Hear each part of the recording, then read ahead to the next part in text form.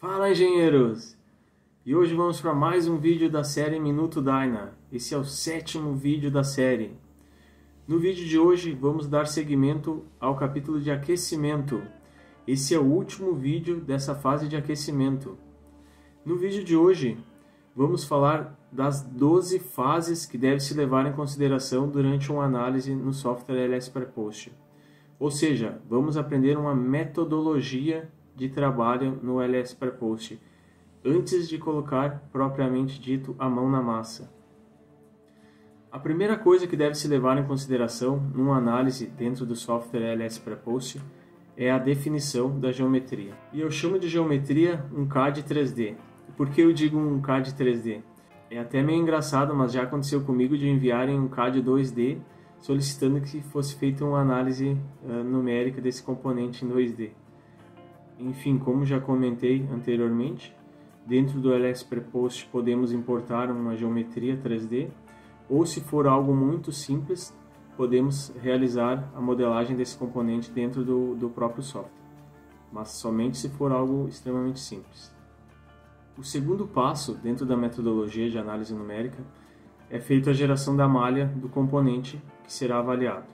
E dentro do LS-Prepost podemos importar um arquivo do tipo .k, já com a malha gerada em outro software, como por exemplo, gerada uma malha dentro do HyperMesh ou dentro do Mechanical do ANSYS. Ou também pode-se fazer a malha dentro do próprio software LS-Dyna, sendo que esse não é o principal foco deste software. No terceiro passo é feita a conexão entre os componentes, caso essa conexão não venha importada juntamente com a malha, com as possibilidades que eu mencionei anteriormente. Aqui chamo de conexões tudo que faz ligações entre componentes, como juntas, spot weld, CNRB, entre outros. No quarto passo, as propriedades dos materiais desses componentes precisam ser definidas dentro do software. E o LS-Prepost possui uma gama de mais de 200 tipos diferentes de materiais. No quinto passo, são definidos que tipos de seções vamos utilizar dentro da nossa análise. Se vamos utilizar seções do tipo casca, do tipo sólido ou do tipo de elementos de vigas, por exemplo. Além de outros tipos de elementos que é possível definir aqui no software LS-Prepost. No sexto passo, então, devemos atribuir a cada componente uma seção criada e também um tipo de material no qual corresponde a esse componente. As definições das condições de restrição são definidas no passo 7, pois em diversos tipos de problemas mecânicos, alguns pontos desse componente podem não se movimentar ou se movimentar em apenas uma direção. No oitavo passo são aplicadas as condições de carregamentos, sejam eles forças, acelerações ou deslocamentos prescritos, por exemplo. No passo 9 acontece a definição de contatos entre as partes. E esse passo 9 ele pode deixar de existir caso estejamos analisando apenas um componente ou componentes que não tenham contatos entre si. Aqui então podemos atribuir contatos de vários tipos entre as partes, desde tipos que os componentes estejam colados a diversos outros tipos que levam em consideração até atrito entre ambos, por exemplo. No passo 10 ocorre o que chamo de configuração da análise, pois, como eu mencionei em algum vídeo anterior, o software LS-Prepost ele possui apenas um código dentro dele, que ele interage entre todas as físicas que ele resolve.